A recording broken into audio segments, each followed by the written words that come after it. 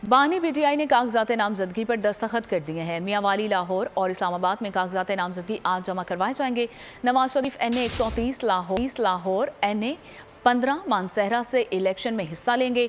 शहबाज शरीफ ने 123 लाहौर NA 245 कराची से कागजात वसूल किए हैं। मरियम नवाज ने NA 119 लाहौर NA 237 कराची और हमजा शहबाज ने NA 118 लाहौर से कागजात हासिल किए हैं। चेयरमैन PTI बैरिस्टर गोहर ने NA 10 बुनीर, लतीफ़ खोसा ने NA 22 लाहौर और से उम्मीदवार होंगे, जबकि chairman Peoples Party Bilawal Bhutto Larkana से इलेक्शन लड़ेंगे। चेयरमैन सेनेट सादिक संजरानी का कौमी और सूबाई असम्बली के एक हल्के से इलेक्शन लड़ने का ऐलान। MKM और JUI के बाद मुस्लिम लीग नून ने भी कागजात नामजदगी जमा कराने के वक्त में तौसी का मुतालिबा कर दिया है। इसहाक डार ने इलेक्शन कमीशन को खत में अपील की कि कागजात नामजदगी जमा कराने के वक्त में इजाफा किया जाए।